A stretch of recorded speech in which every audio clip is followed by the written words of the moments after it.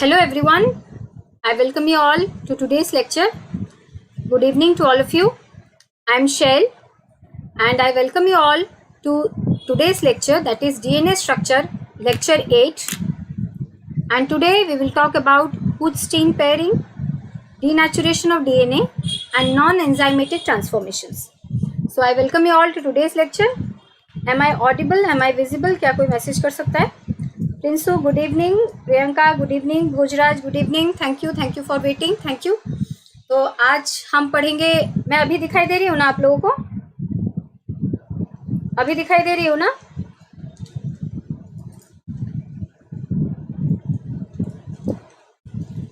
M I visible and audible? Am I visible and audible to all of you? Am I visible? क्या कोई बोल सकता है? Am I visible and audible?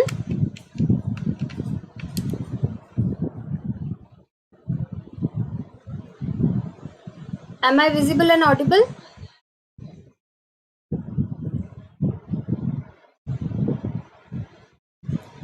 क्या मैं दिख रही हूँ आप लोगों को? कोई बोल सकता है? Okay Priyanka, thank you. तो आज की लेक्चर मैंने फॉर श्योर वॉटसन एंड लिनिजर से ही लिया है। मैं आपको बता दूंगी कहाँ से लिया। Yes Swati, thank you. Yes Priyanka, thank you. Okay, तो हम आज पढ़ने वाले हैं denaturation of DNA and non enzymatic transformations, absorption of UV raise bye DNA, ये सब देखेंगे। उससे पहले ये जो चैनल है अनअकैडमी CSI नेट, आप इसको सब्सक्राइब कर लीजिए।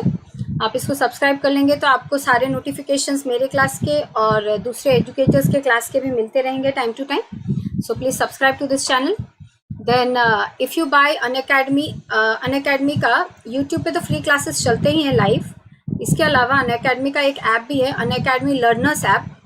You can download it from play store and get subscription. You can get two types of subscription, Plus and Iconic.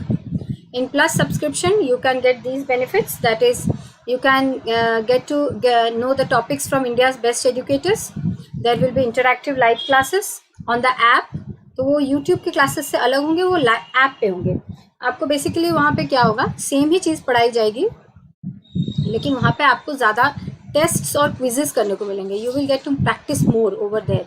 In Unacademy app you will get to practice more, जिस वजह से आपकी study जो है वो better हो जाएगी। Plus आपको वहाँ पे स्ट्रक्चर्ड कोर्सेज मिलेंगे। स्ट्रक्चर्ड कोर्सेज मतलब जो पूरा सिलेबस है अनअकैडमी का उसको टाइम से ख़त्म किया जाएगा, आपको पहले से पूरा प्लान बताया जाएगा। Yes Ishrat, good evening, thank you for coming, thank you all for coming. तो वहाँ पे आपको स्ट्रक्चर्ड कोर्सेज मिलेंगे प्लस में। आइकॉनिक में इन सब के अलावा आपको क्या फ़ायदा होगा, इसके अलावा आपको फ़ायदा होने वाला है कि आपको इंटरव्यू प्रिपरेशंस में हेल्प करने वाले हैं। Plus personalised doubt solving classes, आपके लिए एक 24/7 कोच रहेगा जो आपके सारे डाउट्स को क्लियर कर सकता है आइकॉनिक सब्सक्रिप्शन बाय करने से। ठीक है, आप हर वेडनेसडे, अभी नए बैचेस स्टार्ट हो रहे हैं, so you can join easily and pursue your preparations for CSI net. These are the best educators on our platform in life science. You can get to learn topics from them. Then अभी Unacademy accelerate एक नया चल रहा है course. ये एक नया course है, ये मैथमेटिकल साइंस के लिए है, तो आप अपने फ्रेंड्स को ये सब रेफ़र कर सकते हैं। देन आप EMI में भी सब्सक्रिप्शन का जो फीस है उसको भर सकते हैं। ये सब्सक्रिप्शन के फीस है 12 मंथ्स के, आप 1 मंथ का खरीद सकते हैं, 3, 6 या 12 का खरीद सकते हैं। तो it will help you all a lot. तो आज हम शुरू करते हैं आज की क्लास। आज तक हमने क्या क्या पढ़ा, रिकैप कर लेते हैं एज यूजुअल। हमने फर्स्ट क्लास में पढ़ा था डीएनए का शुगर के बारे में, that is D sugar and L sugar, then beta, alpha, plus minus, small D, small L. फिर हमने सारे फ्रुक्टोज, ग्लूकोज और राइबोज, इन सबको हार्वर्ड से फिशर में कन्वर्जन सीखा था। फिर हमने फॉस्फोरिक एसिड क्या है देखा था, फॉस्फोडाइस्टर बॉन्ड क्या है देखा था, फॉस्फोडाइस्टर बॉन्ड फॉर्मेशन देखा था। फिर हमने देखा था नाइट्रोजनियस बेसिस क्या है, फिर नाइट्रोजनियस बेसिस के टाइप्स क्या हैं, फिर नाइट्रोजनियस बेसिस के स्ट्रक्चर को याद रखने और ड्रॉ करने के ट्रिक्स देखे थे, उनके केमिकल नेम देखे थे जो मैंने बताया था इंपॉर्टेंट है, पूछ सकते हैं एग्जाम में। फिर हमने देखा था हाइड्रोजन बॉन्ड क्या है, उसका बेसिक्स देखा था। फिर हाइड्रोजन बॉन्ड कैसे फॉर्म होता है नाइट्रोजनियस बेस के बीच में, वो देखा था। किसके बीच में कितना नाइट्रोजनियस बेस होता है, क्यों होता है उसी प्लेस पे, क्यों ए और सी के बीच में बॉन्डिंग नहीं होती है, क्यों ए और टी के बीच में ही बॉन्डिंग होती है, हमने ये सारी चीज़ें देख चुके हैं।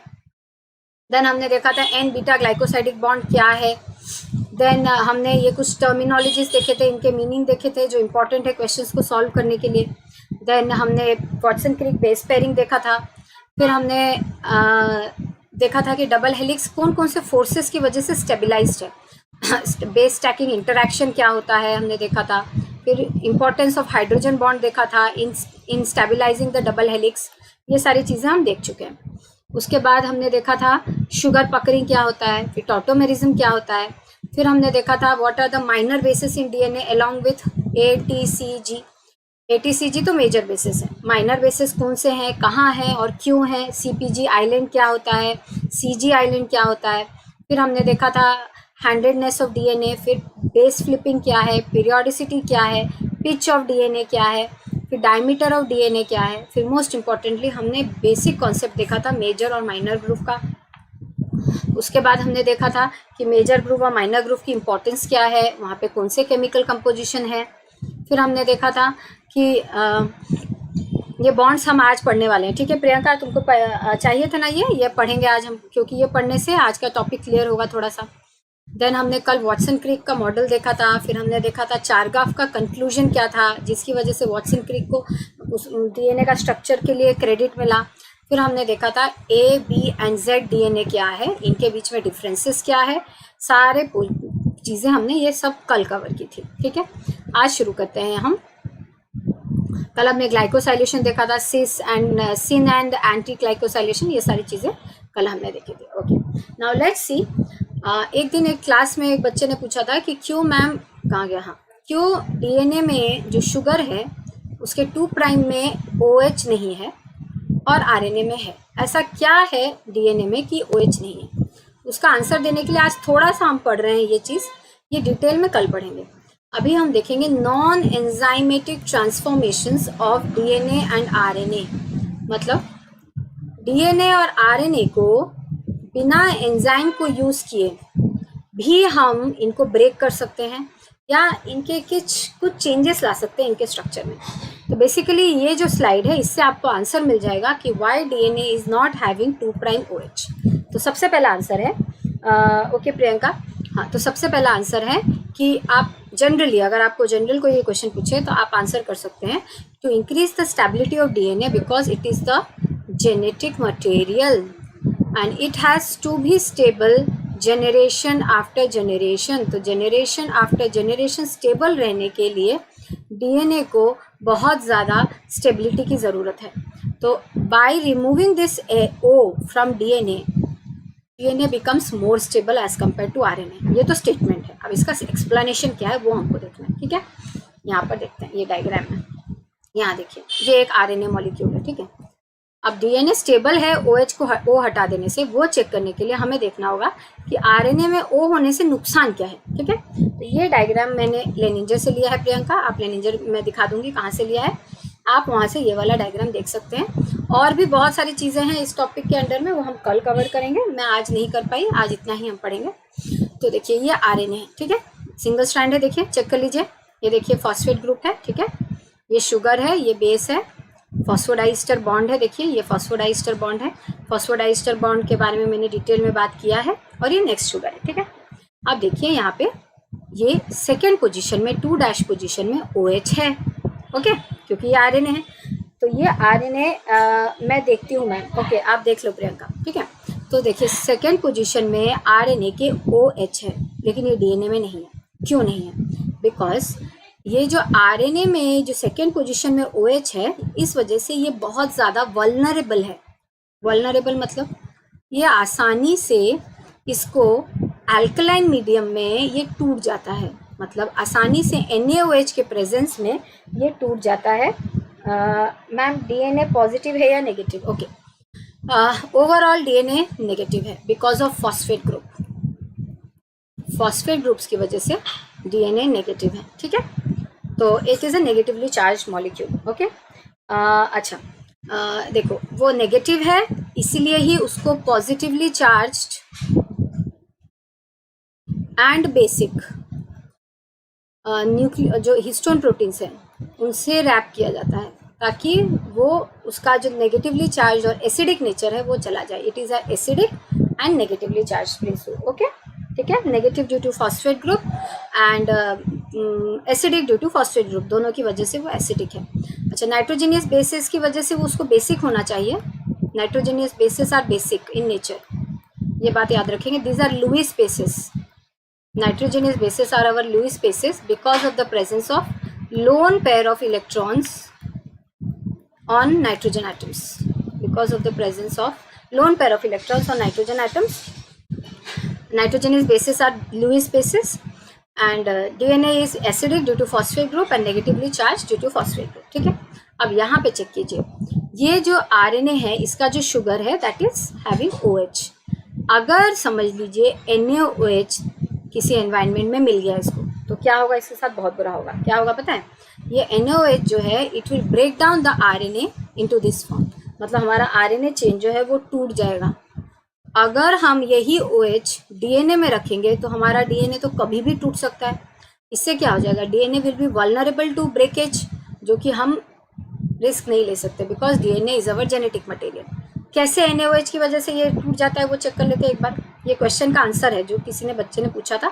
मैंने कहा था I will tell you later on, और थोड़ा सा मैंने आंसर करके हिंट देके बता दिया था. देखिए NaOH का जो OH है यहाँ पे है वो देखिए O नेगेटिवली चार्ज है, Na plus and OH minus. ये जो O है ये माइनस जो है ये O के ऊपर है. ये देखिए ये जो नेगेटिवली चार्ज एनायन है ये वाला, this will attack this H because this H is having delta positive, this is delta negative. ऐसा क्यों? क्योंकि OH का जो बॉन्ड है कोवालेंट बॉन्ड, ये 2 इलेक्ट्रॉन की वजह से बनता है. हर बॉन्ड 2 इलेक्ट्रॉन की वजह से बनता है. और आपको पता है कि जब भी बॉन्ड 2 एटम्स की बीच में बनता है और एक एटम अगर इलेक्ट्रोनेगेटिव ज़्यादा है दूसरे से, तो क्या होगा? वो बॉन्डेड पेयर ऑफ इलेक्ट्रॉन को अपने तरफ खींचेगा. तो ये क्या हो जाएगा? डेल्टा नेगेटिव, और ये क्या हो जाएगा? Delta positive. This is a type of polar covalent bond. Priyanka ध्यान से देखो, तुम्हें बॉन्ड्स में डाउट होता है ना, आज हम बॉन्ड्स का एक क्लियर बेसिक डेवलप करेंगे. तो पोलर कोवैलेंट बॉन्ड क्या होता है? पोलर कोवैलेंट बॉन्ड तब बनता है जब 2 मॉलिक्यूल्स के बीच में, 2 एटम्स के बीच में शेयरिंग हो रही है एटम्स की. देखो कोवैलेंट बॉन्ड कब बनता है? जब शेयरिंग होती है इलेक्ट्रॉन्स की. ठीक है.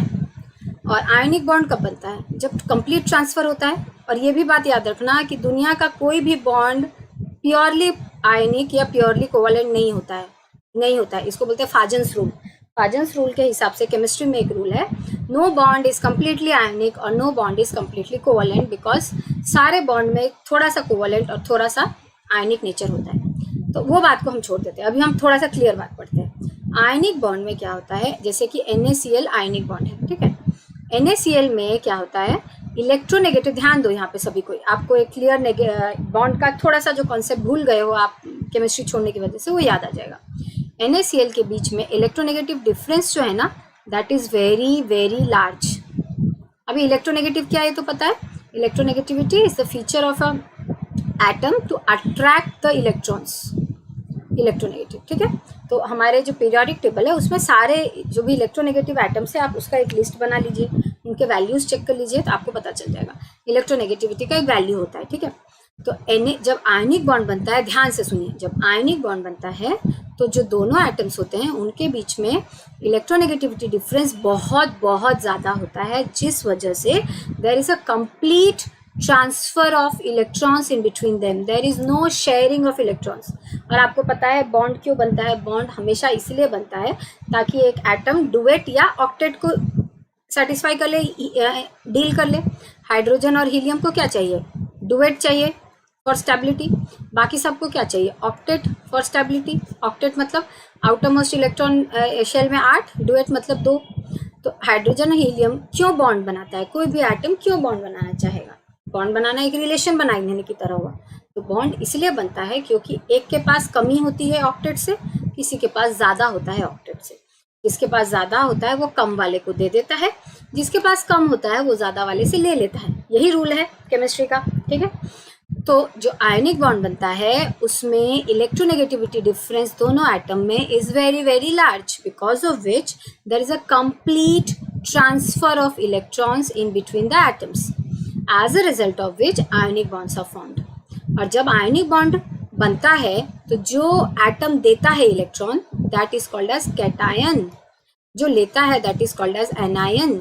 जो देता है वो पॉजिटिवली चार्ज हो जाता है, जो लेता है वो नेगेटिवली चार्ज हो जाता है। तो आयंस कहाँ बनते हैं? आयंस बनते हैं आयनिक बॉन्ड बनाने के टाइम में, ठीक है।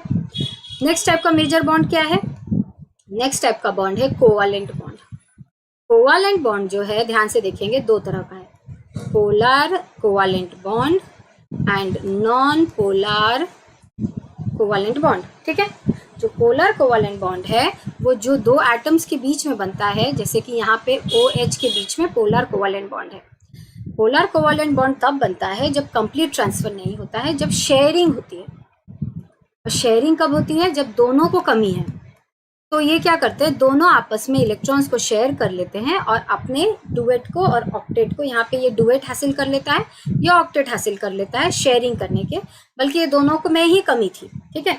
तो जब कोवालेंट बॉन्ड बनता है तब दोनों को कमी होती है, therefore they share the electrons.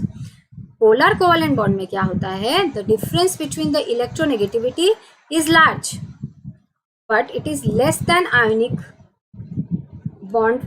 जो एटम्स आयनिक बॉन्ड बना रहे हैं उनसे कम होता है इलेक्ट्रोनेगेटिविटी का डिफरेंस इन दोनों के बीच में। इलेक्ट्रोनेगेटिविटी का डिफरेंस थोड़ा कम होने की वजह से there is no complete transfer, as a result of which there is sharing. But उस शेयरिंग में क्या होता है, जिसके इलेक्ट्रोनेगेटिविटी ज़्यादा है वो शेयर्ड पेयर ऑफ इलेक्ट्रॉन को अपनी तरफ खींच के रखता है, जिसकी वजह से उसके पास डेल्टा नेगेटिव मतलब एक minute amount of charge develop कर जाता है नेगेटिव। और जो जिसका इलेक्ट्रोनेगेटिविटी पावर कम है वो उस इलेक्ट्रॉन पेयर के ऊपर कुछ पावर नहीं दिखा पाता है, उसके हाथ से वो इलेक्ट्रॉन पेयर जा रहा है, जिस वजह से they develop a delta positive charge and they develop a delta negative charge, as a result of which we get dipoles. In case of polar covalent bond we get dipoles, ये एक pole है ये एक pole है, therefore we are getting dipoles, okay. In non-polar covalent bonds what happen, the electronegativity difference is, पहले क्या था, ionic में बहुत ज़्यादा था, पोलर कोवालेंट बॉन्ड में था लेकिन आयोनिक से कम था, लेकिन नॉन पोलर में क्या होता है, होता ही नहीं है आयोनिक डिफरेंस, इलेक्ट्रोनेगेटिविटी डिफरेंस, जिस वजह से there is a complete sharing of electron, जैसे कि CH4 CHH HH, इनके बीच में जो बॉन्ड बन रहा है that is due to sharing of electron. कैसा electron sharing? Equal sharing of electron, as there is no electronegativity difference in between them. तो इस वजह से C ना तो इलेक्ट्रॉन पेयर को अपने तरफ ला पाता है ना H अपनी तरफ ला पाता है, और इन दोनों के बीच में वो शेयर होता है, ये C का भी है ये H का भी है। आयनिक में क्या होता है, Na ले लेता है कंप्लीटली और Cl दे देता है कंप्लीटली, फॉर एग्जांपल मैं बात कर रही हूँ। वैसे OH में क्या होता है, ये भी देता है ये भी देता है, लेकिन वो इक्वली शेयर नहीं करते हैं, वो उस इलेक्ट्रॉन को अपने तरफ ज़्यादा रखता है, ज़्यादा पावर दिखाता है, और H अपनी तरफ कम रखता है, कम पावर दिखाता है। ये सोसाइटी का भी एक नियम दिखाता है कि जिसके पास ज़्यादा पावर होती है वो अपने पावर को यूज़ करने की कोशिश करता है और कम पावर वाले इंसान को दबाता है। वही यहाँ पर होता है, कहाँ पर, पोलर कोवालेंट बॉन्ड में। तो अब समझ में आया प्रियंका क्या क्या है, ionic bond and polar covalent bond, non polar covalent bond. Ionic bond में ions are developed, polar covalent bond dipoles are developed, और नॉन पोलर कोवालेंट में ऐसा कुछ नहीं होता है। क्या यहाँ तक क्लियर है आप सब? इतना तक क्लियर हुआ आप सबको? हाँ बोलिए तो मैं आगे बढ़ूंगी। Are you all clear till now? Priyanka, are you all clear? Are you all clear? जल्दी से एक मैसेज कर दो मुझे तो मैं समझ जाऊंगी कि मेरे अभी तक जो बॉन्ड के बारे, और भी है बॉन्ड्स के बारे में बहुत कुछ, ये तो एक छोटी सी बात है। क्या ये क्लियर है आप सबको? तो मैं ये वाला डायग्राम समझाऊंगी। क्या ये आप सबको क्लियर है? Yes, okay, let's proceed then. आप देखिए यहाँ पर क्या हो रहा है। जब भी आरएनए किसी अल्कलाइन मीडियम में जाता है या अल्कलाइन मीडियम आ जाता है, बेचारा आरएनए टूट जाता है। ठीक है, अगर यही डीएनए के साथ होना स्टार्ट हो जाए तो सोचो क्या होगा। और सेल में कभी अल्कलाइन मीडियम नहीं आएगा, इसकी गारंटी कौन लेता है? इसलिए डीएनए क्या करता है, बेटर वो सोचता है, जिस वजह से आरएनए टूट गया वो डर जाता है उसको देख के, वो क्या करता है, अपने आप को ही चेंज कर लेता है। क्यों मैं ऐसा रहूं कि क्यों मैं टूटूं? ठीक है, क्या होता है देखिए, ये NaOH का जो OH है दैट अटैक्स दिस H। क्यों इस H को अटैक करता है? क्योंकि this is delta positive, this is delta negative और ये नेगेटिव है, ये इसके ऊपर अटैक करता है। क्यों अटैक करता है? देखो, ये बेचारे का इस इलेक्ट्रॉन के ऊपर तो कोई पावर नहीं है, ये बेचारा पावरलेस है और इसका इस बॉन्ड में कोई रोल भी नहीं है, तो आसानी से इसको वो अपने साथ ले जा सकता है। ठीक है, इसलिए वो यहाँ पे अटैक करता है। डन। अब क्या होता है, जैसे यहाँ पे अटैक करता है कि ये जो है, ये जो जैसे इसके ऊपर अटैक हुआ, ये नेगेटिव डेल्टा पॉजिटिव जो है ये इसके ऊपर अटैक करता है, फॉस्फेट के ऊपर। अब ये फॉस्फेट के ऊपर जब अटैक करता है तब क्या होता है, ये जो है फॉस्फेट, ये टेंडेंसी हो जाती है इसकी, देखिए OH ने इसके ऊपर अटैक किया, OH चाहता है कि मैं इसको अपने साथ ले जाऊं और मैं H2O बन के चला जाऊं। ठीक है, ये चाहता है। ठीक है, अब ये जो O बच जाता है, अब ये क्या चाहता है, ये तो अनस्टेबल हो गया बेचारा, अब ये क्या करेगा, ये आसपास में ढूंढेगा किसी को, ये इसके ऊपर अटैक करेगा। ठीक है, क्यों? क्योंकि ये इसके ऊपर क्यों अटैक किया, ऑलरेडी सारे इसके पास जो O हैं वो डेल्टा नेगेटिव होके बैठे हैं, वो इसके ऊपर अटैक कर दिया। अब ये जो फॉस्फेट है, ये O चाहेगा मेरे साथ बॉन्ड बना ले और मुझे स्टेबल कर दे। अब फॉस्फेट जो है उसकी वैलेंसी 4 ही है, 4 बॉन्ड बना सकता है। देखो यहाँ पे 4 है ना, 1 2 3 4, 1 2 3 4 5, हाँ 5 ही बॉन्ड बना सकता है फॉस्फेट। ये O चाह रहा है कि तू मेरे साथ बॉन्ड बना ले, अब ऐसा तो हो नहीं सकता, तो फॉस्फेट को O जो है वो बहुत फोर्स कर रहा है। अब वो फॉस्फेट क्या करेगा, ये जो है फॉस्फेट, ये क्या करेगा, O के साथ बॉन्ड बनाएगा लेकिन अपने किसी बॉन्ड को तोड़ने पे मजबूर हो जाएगा। वो क्या करता है, यहाँ से बॉन्ड तोड़ देता है और उसके साथ चला जाता है। देखो यहाँ पे क्या हो रहा है, ये वाला O, ये वाला O, ये वाला P, ये वाला P, ये वाला O माइनस, ये वाला O माइनस, ये वाला O, ये वाला O एंड ये वाला O, ये वाला O, और यहाँ पर OH होके यहाँ से टूट गया, वाटर मॉलिक्यूल निकल गया। अब ये जो है, ये बहुत लंबा आरएनए था। ठीक है, ये लंबा आरएनए से इतना टूट के नीचे चला गया, तो ये टूटा हुआ पोर्शन है और ये वाले का नाम है 2'3' साइक्लिक मोनोफॉस्फेट डेरिवेटिव। देखो नहीं है क्या, 2', 3' और ये साइक्लिक स्ट्रक्चर हो गया, मोनोफॉस्फेट डेरिवेटिव, क्योंकि ये एक लंबा आरएनए था।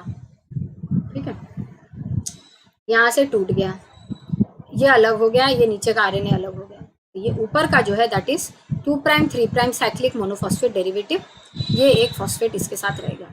इस वजह से आरएनए को हम जेनेटिक मटेरियल नहीं लेते हैं और इस वजह से आरएनए और डीएनए में डिफरेंस होता है। The main difference is 2'OH in RNA and 2'H in DNA. ये बात हमेशा याद रखना, कभी भी आरएनए और डीएनए में कोई आपको डिफरेंस पूछेगा तो कभी ये मत बोलना कि आरएनए और डीएनए में डिफरेंस हो गया यूरासिल और थाइमिन, दैट इज बचकाना था, वो बचकाना बच्चे बात करते हैं वो 11th-12th के। आप क्या बोलेंगे, 2'OH एंड 2'H, ये सबसे बड़ा डिफरेंस है in between DNA and RNA. I hope I am clear. ये डायग्राम को और एक बार चेक कर लीजिए, फिर हम आगे बढ़ते हैं। बोलिए, just check and tell me कि आप सब समझ गए कि नहीं।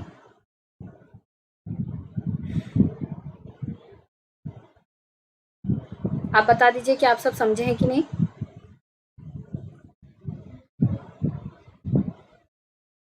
तो मैं अब आगे बढ़ूंगी। और इसको नॉन एंजाइमेटिक ट्रांसफॉर्मेशन क्यों बोलते हैं, क्योंकि यहाँ पे एंजाइम नहीं, यहाँ पे NaOH की वजह से ऐसा हुआ है। ऐसे ही बहुत सारी चीज़ें और हैं, हम आज डीएमिनेशन और एक दो चीज़ देखेंगे फिर आगे बढ़ेंगे। ओके प्रिंसो, अब आगे बढ़ते हैं। अच्छा, यहाँ पे एक इन्फॉर्मेशन और मैं दे रही हूँ कि ऑलिगोन्यूक्लियोटाइड में और पॉलीन्यूक्लियोटाइड में डिफरेंस क्या है देख लीजिए। 50 न्यूक्लियोटाइड्स अगर होंगे that is called as oligonucleotide. 50 से कम यानी कि 1 से लेके 50 तक होने से ऑलिगो, ग्रेटर देन 50 होने से पॉली। ये मैंने प्रोटीन में भी आपको बताया था। ठीक है, प्रोटीन में भी 50 से ग्रेटर देन होने से पॉलीपेप्टाइड, 50 तक पेप्टाइड।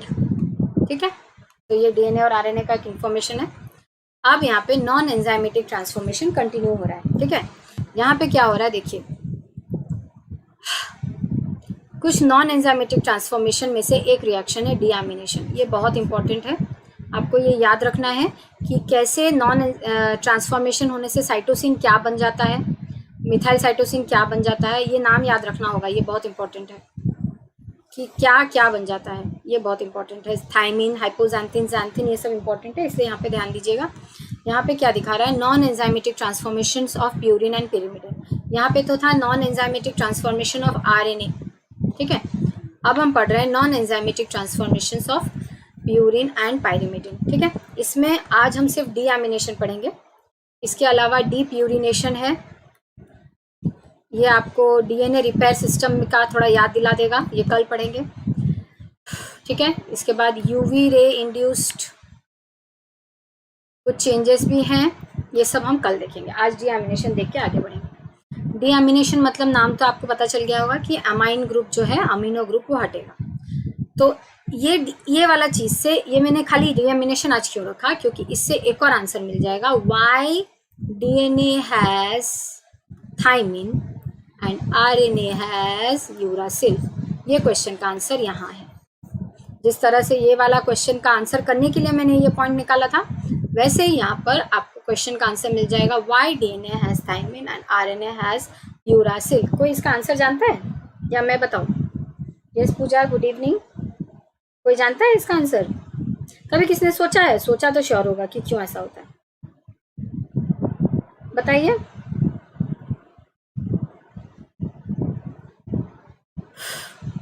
ये सेकेंड आंसर करने के लिए, why DNA has thymine and RNA has uracil, we are talking about deamination, and this is also a type of non-enzymatic transformation, but this is non-enzymatic transformation of purine or pyrimidine. This is non-enzymatic transformation of purine or pyrimidine, but that was non-enzymatic transformation of RNA. और भी non-enzymatic transformations के examples है, we will talk about that. But let me answer why DNA has thymine and RNA as uracil. Okay Pooja, unstable uracil. Okay ठीक है, हम उसका answer ढूंढते हैं। ठीक है, देखिए यहाँ पर, यहाँ डायग्राम में आपको सब समझ में आ जाएगा। कहाँ गया मेरा पेन, कहाँ चल रहा है? हाँ देखिए, साइटोसिन, ये हमारा साइटोसिन का स्ट्रक्चर। ठीक है, साइटोसिन में क्या होता है डीएमिनेशन के टाइम में, जो अमीनो ग्रुप होता है दैट कन्वर्ट्स इनटू कार्बोनिल। देखिए NH2 जो है वो C डबल बॉन्ड O में कन्वर्ट हो गया, और यहाँ पे डबल बॉन्ड था, उसको single bond due to evolution. Pooja okay, let's see, देखते हैं आंसर क्या है। ठीक है, देखिए यहाँ पर डबल बॉन्ड N था, NH2 था, क्योंकि ये NH2 चला गया इसलिए ये सिंगल बॉन्ड हो जाएगा। तो इसको सिंगल बॉन्ड को फिर सेटिस्फाई करने के लिए NH हो गया, और यहाँ पे आ गया कार्बोनिल कार्बन।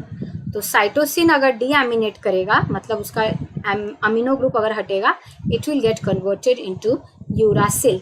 यहाँ पे आपका आंसर है, जो आपका क्वेश्चन है Ishrat, because if cysteine undergoes deamination, yes that is the answer. देखिए यहाँ पर आंसर है, साइटोसिन जो है वो डीएमिनेशन होकर यूरासिल में कन्वर्ट हो जाता है। ये बात याद रखेंगे, cytosine converts into uracil because of deamination. ठीक है, ये बात को दिमाग में अभी बिठा लीजिए। Cytosine undergoes deamination to form uracil, cytosine undergoes deamination to form uracil। याद रखने का कोई ज़रूरी नहीं है, क्योंकि साइटोसिन में डीएमिनेशन का मतलब क्या है कि साइटोसिन का अमीनो ग्रुप हट जाएगा और उसकी जगह पे C डबल बॉन्ड O आ जाएगा। C डबल बॉन्ड आने से यूरासिल का स्ट्रक्चर और साइटोसिन का स्ट्रक्चर सेम हो जाएगा। देखिए साइटोसिन और यूरासिल में डिफरेंस क्या है? इतना ही तो डिफरेंस है कि यूरासिल में ये क्या है, 6th कार्बन है, 6th कार्बन हमारा कार्बोनिल है, और साइटोसिन में 6th कार्बन में अमीनो ग्रुप लगा है। तो जो साइटोसिन है after deamination gets converted into uracil. ठीक है, अब यहाँ पे हमारा आंसर है कि क्यों ऐसा होता है। देखिए साइटोसिन अगर डीएमिनेशन करके बाई चांस यूरासिल में कन्वर्ट हो गया तो हमारा डीएनए क्या हो गया, खराब हो गया, क्योंकि साइटोसिन किसके साथ अटैच्ड है, ग्वानिन के साथ, 3 डबल बॉन्ड के साथ में। अगर साइटोसिन यूरासिल में कन्वर्ट हो जाएगा तो क्या होना होगा, फिर ग्वानिन को भी हटना पड़ेगा, तब यहाँ पे क्या आ जाएगा, डबल बॉन्ड T। तो C अगर U में कन्वर्ट हो जाएगा तो C जो G के साथ लगा था अब उस U को T के साथ लगना पड़ेगा। तो अगर ऐसा चलता रहेगा तो DNA जो है उसका स्ट्रक्चर बदल जाएगा, वो जो काम करना चाहिए I mean जो प्रोटीन्स उससे बनना चाहिए वो नहीं बनेंगे। That will lead to DNA क्या बोल सकते हैं, रिपेयर जो करना पड़ता है DNA को, तो क्यों करना पड़ता है, DNA का स्ट्रक्चर या प्रॉपर्टीज बदल गए। अब हमारे इस बॉडी सेल में क्या होगा, DNA रिपेयर सिस्टम जो है दैट विल गेट एक्टिवेटेड। ठीक है, DNA रिपेयर एंजाइम्स क्या करेंगे, they will search for the problem. तो उनको क्या दिखेगा कि साइटोसिन तो यूरासिल में कन्वर्ट हो गया और DNA में तो यूरासिल इज नॉट पॉसिबल, वो फिर से इसको साइटोसिन में कन्वर्ट कर देंगे। अगर हर जगह पे DNA में हम थाइमिन की जगह पे यूरासिल रखते हैं, जैसे DNA में क्या है, थाइमिन है, क्योंकि DNA में थाइमिन है इसलिए जो DNA रिपेयर एंजाइम्स हैं वो आसानी से यूरासिल जो कि नहीं होना चाहिए DNA में क्यों आया पहचान लेते हैं और फिर से उसको तोड़ के वापस यानी उसके ऊपर काम करके उसको साइटोसिन में कन्वर्ट कर देते हैं। लेकिन अगर DNA में यूरासिल नॉर्मली भी होता तो क्या वो एंजाइम पहचान पाता कि ये DNA का प्रॉब्लम है या DNA का नॉर्मेलिटी है, क्योंकि वो एंजाइम को पहचानना है कि ये प्रॉब्लम है, इसीलिए DNA क्या करता है, नॉर्मल यूरासिल रखता ही नहीं है। क्योंकि अगर यूरासिल नॉर्मली भी होता तो अगर साइटोसिन में जहाँ पे यूरासिल में कन्वर्ट हो जाता वो एंजाइम को पता ही नहीं चलता कि दिस इज अबनॉर्मेलिटी, वो सोचता कि ये तो नॉर्मल है, वो इसको ठीक नहीं करता। लेकिन क्योंकि DNA में नॉर्मली यूरासिल नहीं रहता है इसीलिए अगर उसने एक यूरासिल डिटेक्ट कर लिया वो तुरंत उसको कन्वर्ट करके वापस से साइटोसिन में कन्वर्ट कर देता है और ग्वानिन रहता ही है वहाँ पे, वो T में कन्वर्ट होने का उसको चांस ही नहीं मिलता है। लेकिन अगर यूरासिल नॉर्मली प्रेजेंट होता DNA में तो ये पॉसिबिलिटी नहीं हो पाती। Am I clear, am I clear, am I clear everyone? आप लोगों को समझ में आया ये चीज? यस पूजा, ये इवोल्यूशन से ही हुआ है, धीरे धीरे करके ये चेंजेस आया है क्योंकि हमें DNA को बहुत ज़्यादा स्टेबल रखने की ज़रूरत है और DNA स्टेबल तभी होगा जब उसमें ये सारी चेंजेस हम लाएंगे, नहीं तो DNA जेनेटिक मटेरियल नहीं बन पाएगा। Okay Ishrat, okay let's proceed. तो साइटोसिन डीएमिनेशन करके यूरासिल हो जाता है। अब 5 मिथाइल साइटोसिन क्या है, ये मैंने आपको बताया था, this is a minor base in DNA present in CpG और CG आइलैंड। मैंने आपको बताया था कि जहाँ पर भी CG है वहाँ पे C में मिथाइल ऐड कर दिया जाता है ताकि DNA क्या हो सके, DNA का हम जीन साइलेंसिंग कर सके, ये मैं समझाई थी। तो this is a type of, yes Prinsu, this is a type of modified base और माइनर बेस। तो 5 मिथाइल साइटोसिन अगर डीएमिनेशन कर जाता है तो वो थाइमिन में कन्वर्ट हो जाता है, ये बात याद रखना है। साइटोसिन कन्वर्ट होता है यूरासिल में, 5 मिथाइल साइटोसिन कन्वर्ट हो जाता है थाइमिन में, एडेनाइन डीएमिनेशन से कन्वर्ट हो जाता है हाइपोजैंथिन में, ये इंपॉर्टेंट है, एंड ग्वानिन कन्वर्ट हो जाता है जैंथिन में, ये भी इंपॉर्टेंट है। ठीक है, तो आपको ये याद रखना है कि डीएमिनेशन होने से कौन कौन से स्पीशीज बनते हैं। तो साइटोसिन डीएमिनेशन होने से यूरासिल, 5 मिथाइल साइटोसिन डीएमिनेशन होने से थाइमिन, एडेनाइन डीएमिनेशन होने से हाइपोजैंथिन एंड ग्वानिन डीएमिनेशन होने से जैंथिन, ये बात याद रखेंगे। ठीक है, अब मैंने एक और बात आपको बताई थी, आरएनए में आइनोसिन होता है, आइनोसिन इज अ हाइपोजैंथिन, ये मैंने बताया था। ओके, यहाँ तक समझ में आया? डीएमिनेशन का प्रोसेस समझ में आया कि कभी कभी डीएनए में बिना एंजाइम्स के इन्वॉल्व हुए भी कुछ कुछ चीज़ें चेंज हो जाती हैं, इसी के लिए डीएनए रिपेयर करना ज़रूरी है।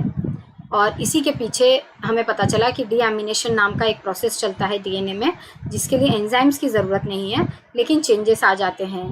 पहले देखा था कि आरएनए में को तोड़ने के लिए एंजाइम की ज़रूरत नहीं है, बस एक मीडियम होने से वो चेंज हो जाएगा। उसी तरह से डीएनए में प्यूरिन्स एंड पैरामिडिन्स जो है डीएनए आरएनए दोनों में, they will convert by the process of deamination into certain species. इस वजह से डीएनए में अनस्टेबिलिटी आ जाती है और हमें उसको रिपेयर करना पड़ता है। इसके अलावा डीप्यूरिनेशन भी एक टॉपिक है which also comes under non enzymatic transformation, UV ray induced changes, ये सारी चीज़ें कल हम पढ़ेंगे, जिससे आप डीएनए रिपेयर जब पढ़ने बैठेंगे ना तो आपको बहुत आसानी होगी। ठीक है, आगे बढ़े। हम आगे अब नेक्स्ट टॉपिक पे denaturation and renaturation of DNA. यहाँ पे एब्जॉर्प्शन स्पेक्ट्रम, हाइपोक्रोमिसिटी, ये सब अब देखेंगे हम।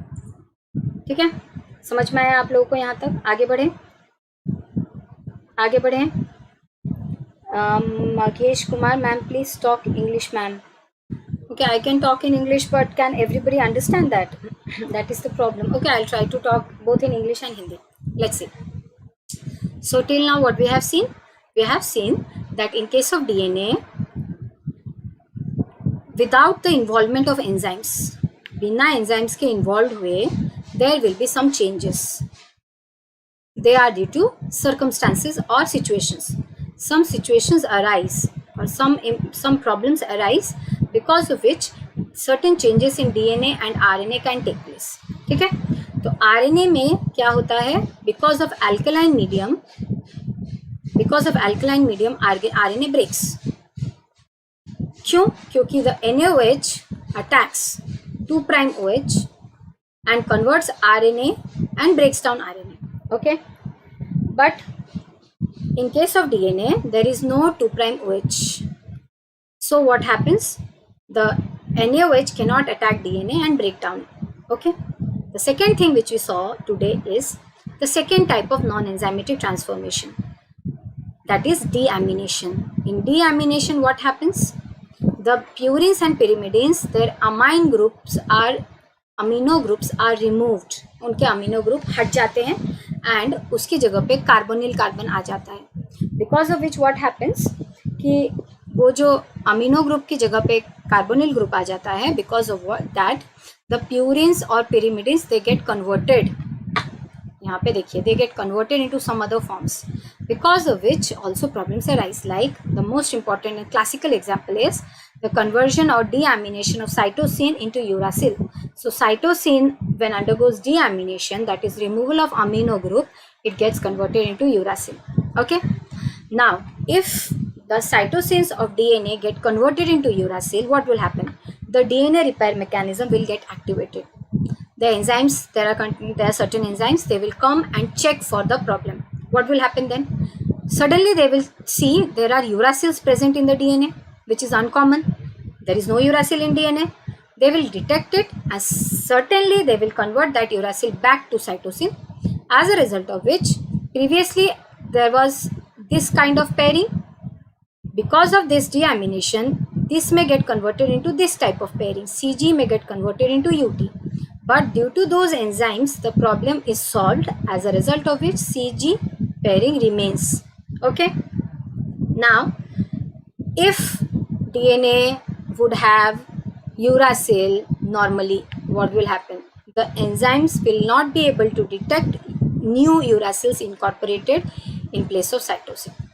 As a result of which DNA will remain damaged and no repair work can take place. As a result of which the DNA avoids uracil. Normally, ये बात याद रखेंगे, normally ऐसा होता है कि uracil नहीं होता है, लेकिन ऐसा नहीं है कि uracil किसी भी DNA में इस दुनिया में नहीं है, होता है, but normally DNA में uracil नहीं होता है. हम ऐसा भी हो सकता है artificially बना सके. We can prepare such DNA molecules where uracil can be incorporated. So don't think this as the difference between DNA and RNA. I have told you already. The difference between DNA and RNA is DNA sugar has 2' H and RNA sugar has 2' OH. This is the difference. Okay. Now let's proceed. Denaturation and renaturation of DNA. Denaturation and renaturation of DNA का मतलब क्या होता है? Denaturation of DNA का मतलब होता है DNA double-stranded is a double-stranded molecule. What will happen if it gets converted or broken down into single-stranded, and when it will happen, and can this process be reversed? मतलब DNA double strand जो है, क्या वो single strand में convert हो सकता है? और अगर वो सिंगल स्ट्रैंड में कन्वर्ट हो गया तो क्या वो वापस से डबल स्ट्रैंड में कन्वर्ट हो सकता है? यस, हो सकता है. DNA can be denatured and it can be renatured. जिस तरह से एंजाइम्स होते हैं हमारी बॉडी में, enzymes have an optimum temperature and optimum pH. That means they have a range of temperature and pH in which they are active. Beyond that range they are inactive. क्योंकि enzymes क्या है? Proteins हैं. तो proteins जो है वो एक particular temperature और पीएच में ही काम करते हैं, उसके बाद वो काम करना बंद कर देते हैं. अच्छा, आपने ये देखा होगा जब हमें बुखार आता है तो हमें खाना पीना अच्छा नहीं लगता. ये तो सबने देखा होगा. we don't like food when we are sick or when we have fever. We don't like food, we don't like eating. क्यों ऐसा क्यों होता है? बुखार होने से क्या होता है? एक्सक्यूज मी, बुखार होने से क्या हो जाता है? बॉडी का टेम्परेचर नॉर्मल से ज़्यादा बढ़ जाता है. The body temperature rises beyond the normal condition, as a result of which the enzymes, digestive enzymes, they get denatured, they get inactivated. उस वजह से क्या होता है, हमारा डाइजेस्टिव सिस्टम काम करना बंद कर देता है. तो खाना खाने का मन नहीं होता, क्योंकि खाना खाने के बाद भी even if you take food, that food won't be digested properly. ठीक है, तो ऐसा हर बायोमोलिक्यूल के साथ में होता है. Remember this, every biomolecule has an optimum range of temperature and pH. Optimum means the comfortable range of temperature and pH, beyond which it cannot work. ठीक है. सिमिलरली डीएनए ऑल्सो, अगर डीएनए को हम एक ग्लास कंटेनर में लेंगे, समझ लीजिए एक हमने टेस्ट ट्यूब लिया, उसमें डीएनए का सोल्यूशन है और उसको हीट किया. If we heat it and if we heat it beyond 100 degree Celsius, the double strands of DNA are going to break into single strands. And अगर टेम्परेचर कम कर देंगे, if we lower down the temperature, what will happen? The single strands of DNA can again come together. The word is called as reanneal. Reanneal, and again the single stranded DNA can get converted into double strand. So this is called as denaturation and renaturation of DNA. Reanneal means what happens? Reanneal means they can again from single strands they can convert into double strands. ठीक है, अब यहाँ पर देखते हैं ऐसा होता क्यों है. क्योंकि डीएनए के दोनों स्ट्रैंड के बीच में कौन से बॉन्ड है? By the help of which bonds the DNA, the two strands of DNA are bonded together, are present together. कौन बता सकता है? जल्दी जल्दी जल्दी आंसर कीजिए. किस बॉन्ड की वजह से दो स्ट्रैंड्स ऑफ डीएनए आपस में मिले हैं? Which bonds of DNA hold the two strands together? जल्दी जल्दी जल्दी आंसर कीजिए. सोचिए हम क्लास में, ऑफलाइन क्लास में, तो मैं आपको पूछूंगी तो आप मुंह बंद करके तो नहीं बैठेंगे ना, आंसर करेंगे. जल्दी जल्दी.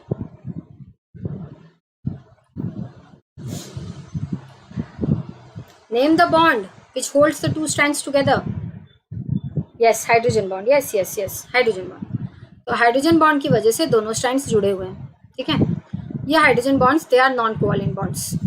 क्योंकि हाइड्रोजन बॉन्ड किससे बनता है? आपको मैंने बताया था, hydrogen bonds form between two molecules in which one molecule should have hydrogen attached with an electronegative atom like ONF, and the other molecule should have one electronegative atom like ON or F with lone pair of electron attached with any atom. ये मैंने बताया था ना hydrogen bond formation का क्या principal है. दो molecule, मुझे हाइड्रोजन बॉन्ड बताना बहुत बार पड़ता है, इसका आपको बहुत क्लियर कॉन्सेप्ट होना जरूरी है. What is hydrogen bond? Hydrogen bond is formed between two molecules in which one molecule should have one hydrogen atom bonded with an electronegative atom, more electronegative atom than hydrogen, like ON and F, and the other atom should have, the other molecule should have one electronegative atom like ON or F attached with any other atom having lone pair of electron. So hydrogen bond can take place, or hydrogen bond interaction can take place, and in that क्या होता है, ये जो hydrogen है it will feel attracted towards this lone pair of electron. यही hydrogen bond है. मैंने आपको बताया था हाइड्रोजन बॉन्ड नहीं है. हाइड्रोजन बॉन्ड क्या है? Hydrogen bond is an interaction between two molecules in which one molecule is having hydrogen attached with either ON or F, and the other molecule should have ON or F attached with any atom having lone pair of electron. For example, HF and H2O, like HCl and H2O, like H2O and H2O. H2O and H2O में क्या है? यहाँ पे H है, H is attached with an electronegative atom, and यहाँ पे क्या है? एक electronegative atom है जिसके पास lone pair है, और वो किसी से भी attached हो तो फर्क नहीं पड़ता. It does not matter. The second molecule should only, the thing that matters with the second molecule is the presence of an electronegative atom having lone pair of electron. अब वो किससे अटैच है does not matter. वो H से attach हो सकता है, C से अटैच हो सकता है, किसी से भी अटैच होता है. लेकिन जो पहला मॉलिक्यूल है उसमें हाइड्रोजन होना ज़रूरी है, और वो जिससे अटैच हो वो उससे ज़्यादा इलेक्ट्रोनेगेटिव होना ज़रूरी है. और जो दूसरा एटम है वो इलेक्ट्रोनेगेटिव एटम होना उसमें एक ज़रूरी है और लोन पेयर होना ज़रूरी है, और वो किसी से भी अटैच होने से चलेगा, तभी हाइड्रोजन बॉन्ड बनेगा। ठीक है, तो हाइड्रोजन बॉन्ड क्या है? एक टाइप का नॉन कोवालेंट बॉन्ड है, क्योंकि मैंने आपको बताया था कोवालेंट बॉन्ड में क्या होता है, there is sharing of electron. ठीक है, लेकिन हाइड्रोजन बॉन्ड में कोई शेयरिंग नहीं हो रही है। यहाँ पे क्या हो रहा है, यहाँ पे लोन पेयर और हाइड्रोजन के बीच में क्या हो रहा है, अट्रैक्शन हो रहा है। तो this is a non covalent force. ठीक है, मैंने कोवालेंट बॉन्ड का एक लिस्ट स्लाइड में रखा है, मैं आपको बता दूंगी। अभी के लिए एग्जांपल बता देती हूँ। The examples of major covalent bonds, the example of major covalent bonds are peptide bond, disulphide bond, ठीक है, देन और क्या है, और है चार है टोटल, मैंने स्लाइड में रखा है। तो hydrogen bond is a type of non covalent bond which is very weak, so it can be easily broken down. बस ये बात याद रखना, it can be easily broken down because of which the DNA can be denatured if we heat it beyond a certain temperature. तो यहाँ पे देखिए, the two strands could come apart easily. The original structure of double helix suggest, हाँ वो आसानी से टूट जाता है कब, 100 डिग्री के आसपास में हीट करने की वजह से, और या हाई पीएच देने से वजह से। मैंने आपको बताया था एक टेम्परेचर और पीएच होता है, अगर उसे हम क्रॉस कर देंगे तो कोई भी बायोमोलिक्यूल टूट जाएगा। तो बायोमोलिक्यूल ये टूट जाता है and this process is called as denaturation of DNA.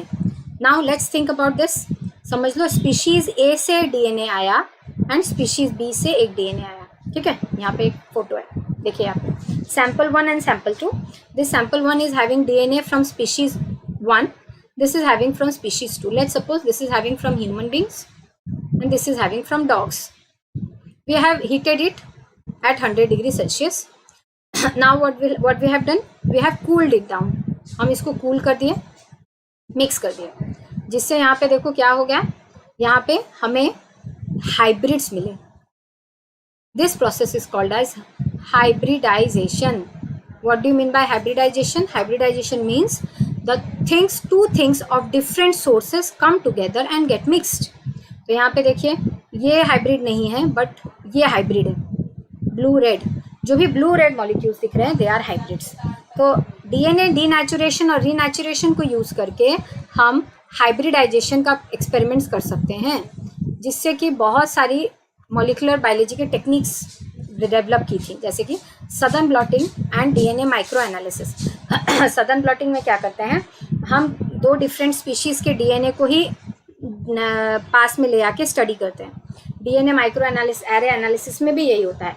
एक चिप होता है जिसमें छोटे छोटे ऐसे डिप्रेशन होते हैं और उसमें ऑलरेडी डीएनए एक बाइंड किया हुआ रहता है एक सोर्स से, दूसरे सोर्स से डीएनए उसके ऊपर डाला जाता है, और अगर वो हाइब्रिड, अगर वो मिल गए तो हम सोचते हैं कि एक ही स्पीसीज़ का है।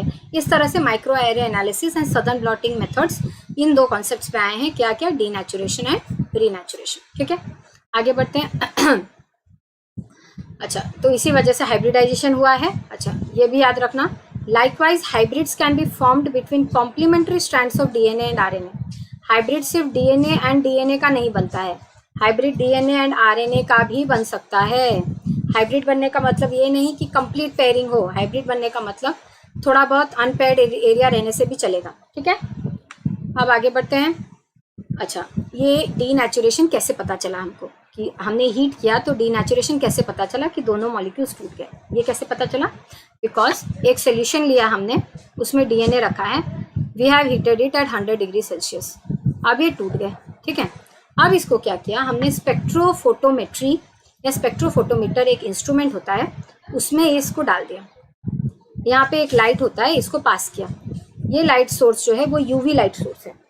मैम ये पैराग्राफ किस बुक से है? अच्छा, ये सब बेटा वॉटसन से, ये डायग्राम लेनिंजर का है, ये सब वॉटसन से, ये लेनिंजर से, ये लेनिंजर से, ये सब वॉटसन से, सारा वॉटसन से, सब कुछ एवरीथिंग ये लेनिंजर से, सब आज जो भी चीज़ पढ़ा रही हूँ सब वॉटसन से है, डायग्राम्स लेनिंजर से, लेकिन डीएमिनेशन वाला जो भी कॉन्सेप्ट है और ये वाला लेनिंजर से, एब्जॉर्प्शन स्पेक्ट्रा जो अभी हम पढ़ने वाले हैं वो सब वॉटसन से। ठीक है, तो देखो हाउ डिड वी नो या हाउ कैन वी नो कि डीएनए हैज़ डीनेचर्ड, कैसे होगा? तो फिर जब डीएनए को हम हीट करेंगे और 2 सिंगल स्ट्रैंड्स में कन्वर्ट कर देंगे, कहाँ मेरा पेन का है, हाँ, 2 सिंगल स्ट्रैंड्स में कन्वर्ट कर देंगे, कन्वर्ट हो जाएगा वो. Now we have transferred this tube to an machine और called as spectrophotometer. There is one bulb, वहाँ पे एक बल्ब होता है which is UV which is the source of UV rays. ठीक है, तो इससे यूवी रेज निकलते हैं and these UV rays pass through that tube.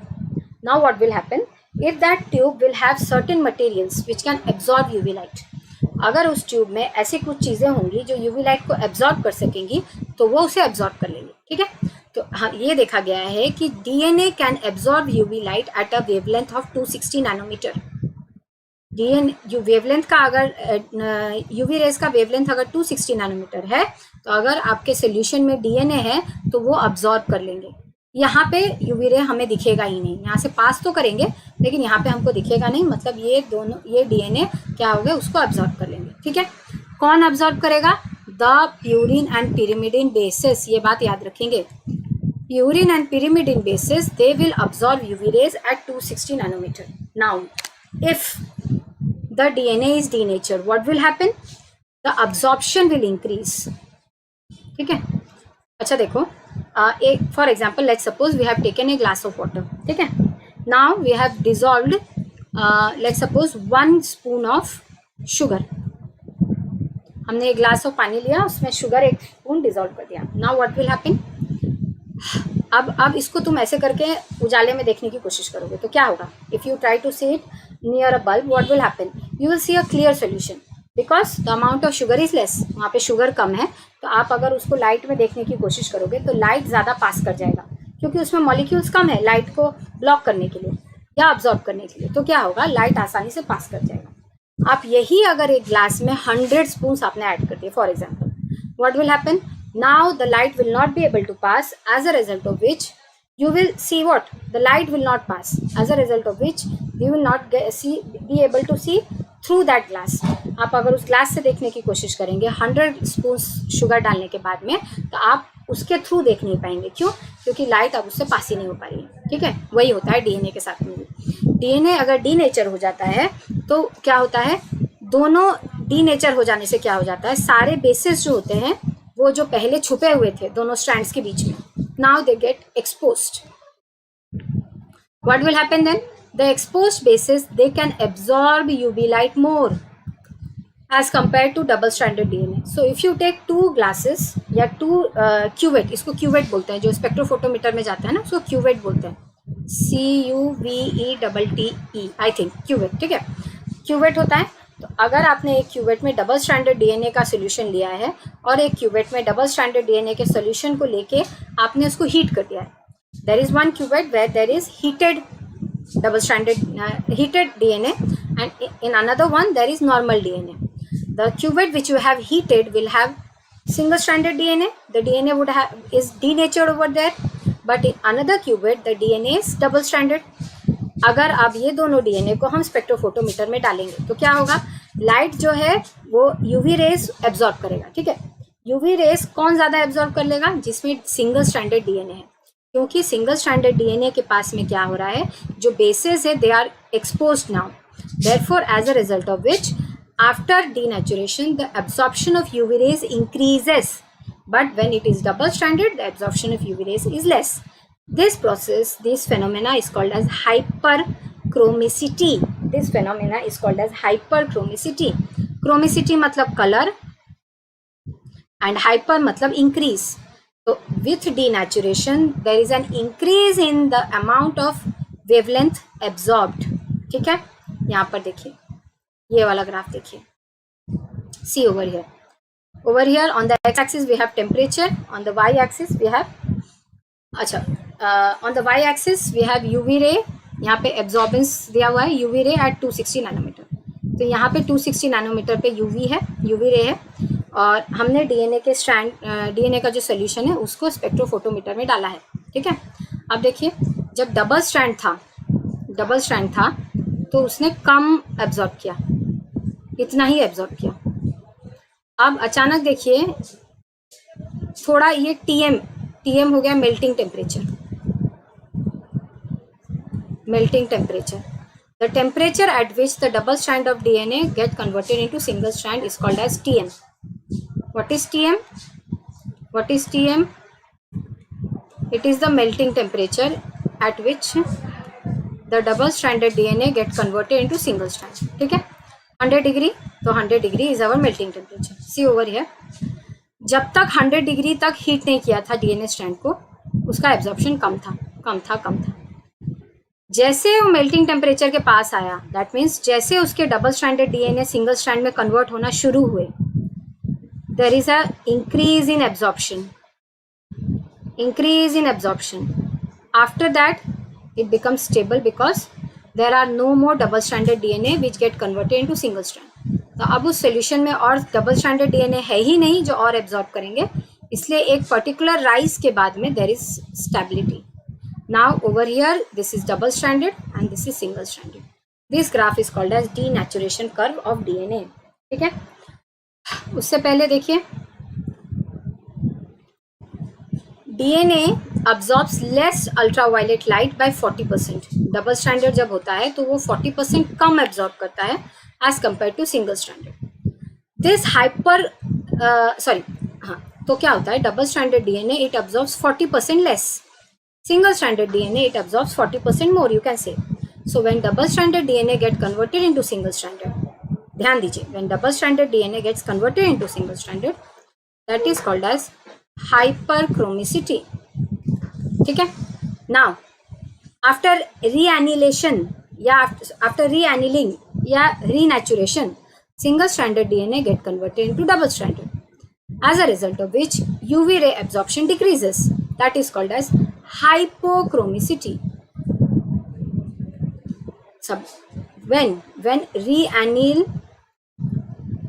या renaturation has taken place, at that time single stranded DNA gets converted into double strand, as a result of which UV ray absorption decreases. That is called as hypochromicity.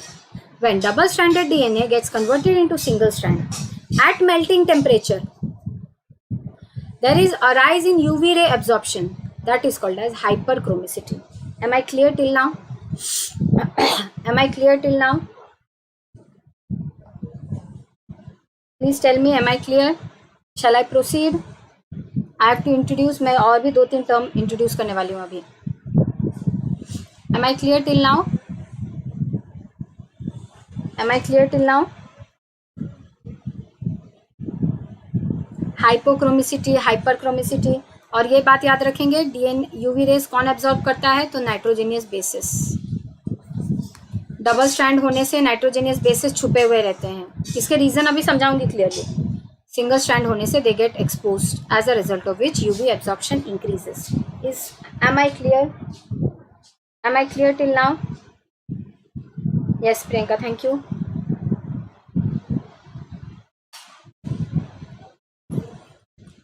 अभी तक हमने क्या देखा? What we have seen till date, UV rays are absorbed by nitrogenous basis.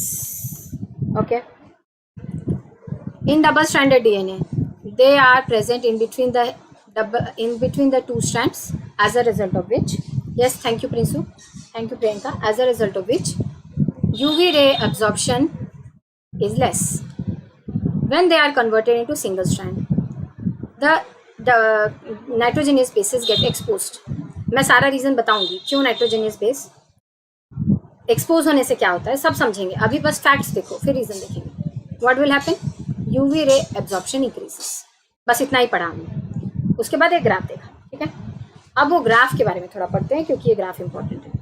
If we plot the optical density of DNA as a function of temperature, मतलब if we plot या if we put the values of temperature on the x-axis and the value of optical density of DNA, which is also called as absorbance.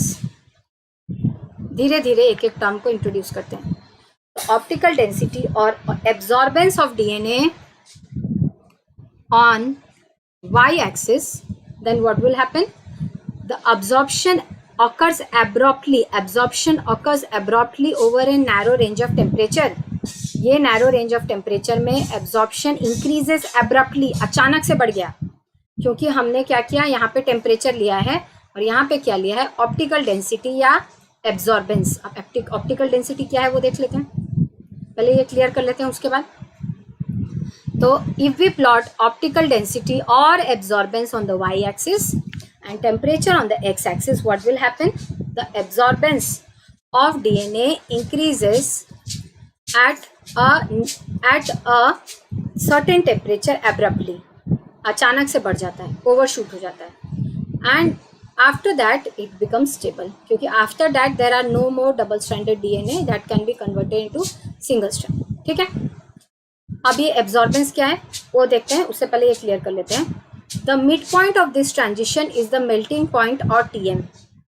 ये वाला, the midpoint of this transition is melting point or TM, the temperature at which the double-stranded DNA gets converted into single strand. It undergoes a transition from a highly ordered double helical structure to a much less ordered individual strands. At TM, what will happen?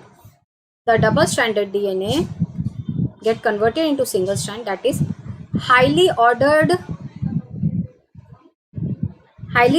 DNA क्या हो जाता है, less order में convert हो जाता है। Less ordered में मतलब डबल स्टैंडर्ड DNA जब तक डबल स्टैंडर्ड है उसमें बहुत ऑर्डर है, मतलब उसके बीच में बहुत सब सारे बॉन्ड्स नॉर्मल है। सिंगल स्टैंडर्ड हो गया है तो क्या हो गया है, डबल स्ट्रैंड्स, अब हाइड्रोजन बॉन्ड नहीं है, जिसकी वजह से इसको कहा जाता है हाईली ऑर्डर्ड। ओके प्रिंसू, मैं ध्यान रखूंगी, ठीक है।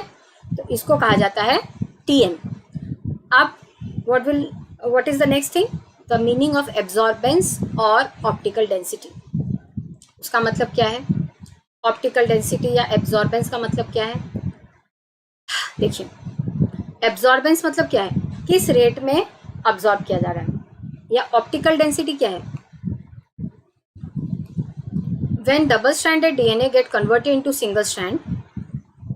इस ट्यूब में समझ लीजिए डबल स्टैंडर्ड DNA है 10, सिंगल स्टैंड होने से इस ट्यूब में सिंगल स्टैंडर्ड कितने हो जाएंगे, 20। Suppose there are double standard DNA kept in this tube, so how many double stranded DNA I have taken, 10 for example। After denaturation होने के बाद में ये जो डबल स्टैंडर्ड DNA है, अब यहाँ पे कितने सिंगल स्ट्रैंड्स हो जाएंगे, 20। तो इसकी ऑप्टिकल डेंसिटी बढ़ी या नहीं बढ़ी, ऑप्टिकल डेंसिटी मतलब क्या है, optical related to light, density मतलब अब उसमें अमाउंट बढ़ गया, मॉलिक्यूल बढ़ गया, तो इसकी ऑप्टिकल डेंसिटी या एब्जॉर्बेंस बढ़ गया कि नहीं, क्योंकि मॉलिक्यूल बढ़ गया तो इसका रेट ऑफ एब्जॉर्प्शन भी बढ़ गया, ठीक है। उसी को बोलते हैं एब्जॉर्बेंस या ऑप्टिकल डेंसिटी, ठीक है। इसीलिए देखिए यहाँ पे एब्जॉर्बेंस लिखा है, absorbance at 260। Let me clear this, यहाँ पे देखिए ये एब्जॉर्बेंस यहाँ पे किया गया है, या ऑप्टिकल डेंसिटी किया गया। देखिए यहाँ पर ऑप्टिकल डेंसिटी कम है क्योंकि नंबर ऑफ मॉलिक्यूल्स कम है, डबल स्टैंडर्ड है इसलिए। Over here the absorbance is the value of absorbance या optical density is less because in our cuvette we are having double standard DNA, so optical density is less। as if this is growing, this is also growing। यहाँ से हम आगे बढ़ रहे हैं तो यहाँ से भी आगे बढ़ रहे हैं, यहाँ पे आगे बढ़ते बढ़ते हम यहाँ पहुँच गए, वैसे यहाँ पे भी आगे बढ़ रहे हैं। जैसे we approach melting temperature, what will happen, the double stranded DNAs get converted into single strand, so optical density या absorbance increases, ठीक है। now when it reaches to 260, अब इस पॉइंट पे UV rays 260 पे अगर अवेलेबल है, so it will absorb more amount of that, so absorbance will be high at TM। this graph tells us this, am I clear, ठीक है। OD क्यों लेते हैं, ऑप्टिकल डेंसिटी। अच्छा बेटा, ऑप्टिकल डेंसिटी ये चेक करते हैं, तुमने देखा होगा स्पेक्ट्रोफोटोमीटर में, ऑप्टिकल डेंसिटी जो क्लियर वाटर का होता है उसका ऑप्टिकल डेंसिटी है ही नहीं, और जैसे जैसे उसमें नंबर ऑफ मॉलिक्यूल्स या हमारा जो भी सब्सटेंस हम डिजोल्व करते हैं वो बढ़ते जाता है, तो ऑप्टिकल डेंसिटी बढ़ते जाता है। ऑप्टिकल डेंसिटी मतलब सिर्फ इतना ही है, नंबर ऑफ मॉलिक्यूल्स बढ़ रहे हैं, OD जिसको बोलते हैं, या एब्जॉर्बेंस जिसको बोलते हैं, ठीक है। तो अगर OD बढ़ेगा तो एब्जॉर्बेंस भी बढ़ेगा, दोनों बात एक ही है। क्योंकि देखो डबल स्टैंडर्ड DNA होने से OD कम है, सिंगल स्टैंडर्ड होने से OD ज़्यादा हो गया। ऑप्टिकल डेंसिटी, नाम से सोचो, optical density, OD single standard DNA के मॉलिक्यूल का जो क्यूवेट है उसमें ज़्यादा OD है as compare to double standard. So double stranded DNA, if we have a cuvette having double stranded DNA, their absorbance is less because the number of molecules of purine pyrimidine are not exposed, so they will not absorb UV light. Double stranded DNA का purine pyrimidines बंद है, वो ज़्यादा UV light absorb नहीं कर सकते, उनका optical density कम है, डबल स्ट्रैंडेड है, नंबर ऑफ मॉलिक्यूल्स कम है, सिंगल हो जाने से नंबर ऑफ मॉलिक्यूल ज़्यादा है और वो एब्जॉर्ब भी कम कर रहे हैं.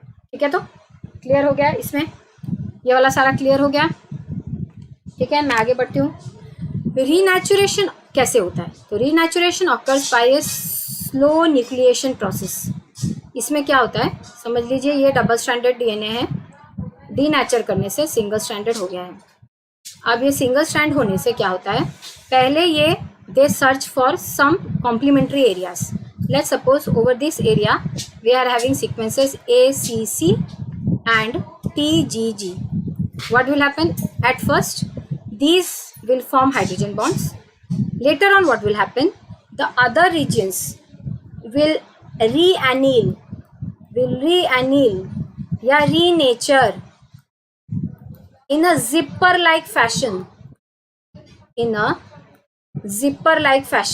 पे लिखा है zipper like fashion. zipper मतलब जो चेन होती है ना, चेन जब बंद करते हैं, जीन्स में जो चेन होती है, it is like a zip. If you put the zip on, what will happen? The two sides they come together very easily. So the renaturation process takes place by a slow nucleation process. इस area में nucleation process हो रहा है.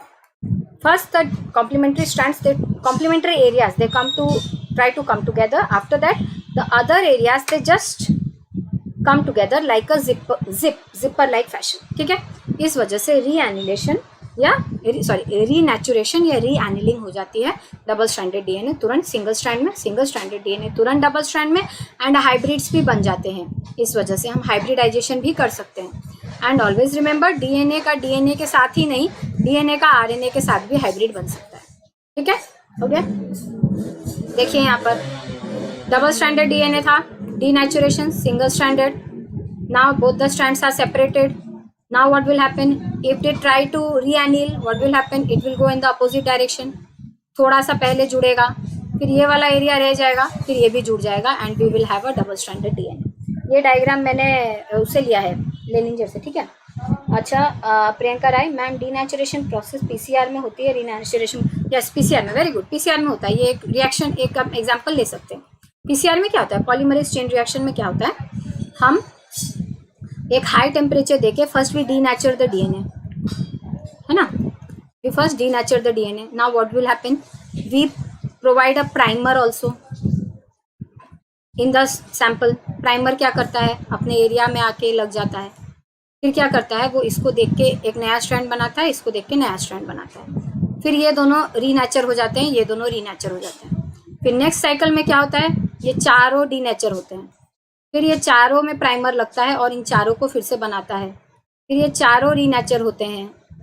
फिर next cycle में इस तरह से हम अगर एक डीएनए लेते हैं, हमें बाद में बहुत सारे डीएनए मिल जाते हैं. प्राइमर पीसीआर में यही होता है. तो PCR is based on this concept only of denaturation and renaturation. ठीक है, तो इसके बाद द मेल्टिंग टेम्परेचर. अब एक नया पॉइंट और बहुत बहुत इंपॉर्टेंट पॉइंट आ रहा है, जो कि एक और क्वेश्चन है, which is a myth which you all think. Why GC areas of DNA are stable than AT. Mostly people answer क्या, कि GC के बीच में ट्रिपल बॉन्ड है, AT के बीच में डबल बॉन्ड है, but that is not the exact answer, that is just half part of the answer. Full part क्या है वो हम देखते हैं, और अब रीजन देखते हैं कि क्यों टूटने से, अलग होने से बढ़ जाता है एब्जॉर्प्शन. देखते हैं, चलो. Okay, let's suppose we are having 2 strands of DNA. Now what will happen? There are nitrogenous bases attached over here. These nitrogenous bases are what? They are interacting with each other by van der Waals interaction. Now I will explain the other types of bonds also. Now they are attached with each other by van der Waals forces. Okay. Now these van der Waals forces का मतलब क्या है? See, 2 force और तुम पढ़ोगे, या 3, मैं भी 3 वर्ड्स लिख लेती हूँ, तीनों समझा देती हूँ, फिर ये वाला स्लाइड समझाऊंगी. ठीक है, खाली स्लाइड देखना पड़ेगा, जिसमें कम लिखा हो. रुको, इसमें समझाती हूँ बाकी के 3. Till now we have seen covalent bond and non covalent bond, covalent polar covalent bond and non polar covalent bond. ठीक है, अभी हम 3 चीज़ों के बारे में और देखेंगे. सुना होगा तुम लोगों ने, London dispersion forces, dipole dipole interaction and van der Waals forces. Do you want to know about this or you have a clear concept of these things? अगर ये पता है तो I will proceed. Otherwise I will explain all these three things. Do you know the difference between them? Do you know the basic concept of these things? London dispersion forces, dipole dipole interaction and van der Waals forces. Do you know the meaning of these three? जल्दी जल्दी answer, फटाफट फटाफट मुझे answer कर दो. Answer में सुन जल्दी जल्दी जल्दी जल्दी.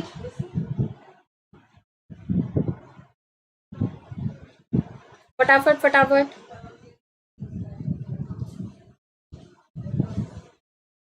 बताओ बताओ. मैं फोन ही देख रही हूँ.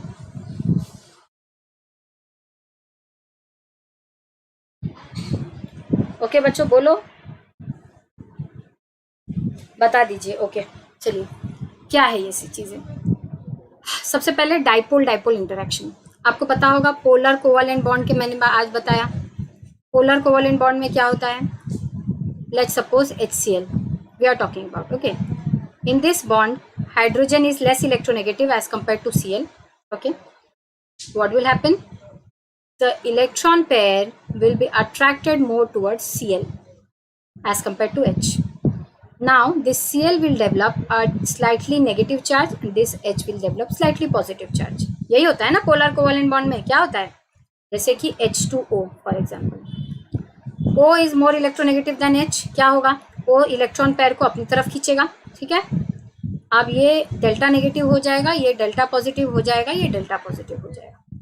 तो जब भी ऐसा कुछ होगा तब उसे कहा जाएगा पोलर कोवेलेंट बॉन्ड. ठीक है ना. जब पोलर कोवेलेंट बॉन्ड बनेगा हमें क्या मिलेगा? डाइपोल मिलेगा. है ना, एक डाइपोल मिलेगा. अब इसी से डाइपोल डाइपोल इंटरैक्शन का कॉन्सेप्ट आता है. क्या? एक HCl अगर दूसरे HCl के कांटेक्ट में अगर आ जाए तो क्या होगा? ये डेल्टा नेगेटिव है, ये डेल्टा पॉजिटिव है, ये डेल्टा पॉजिटिव है, ये डेल्टा नेगेटिव है. ये डेल्टा नेगेटिव ये डेल्टा पॉजिटिव के बीच में अट्रैक्शन आ जाएगा. This is our dipole dipole interaction. Simple. Dipole dipole interaction develop when two polar molecules come together.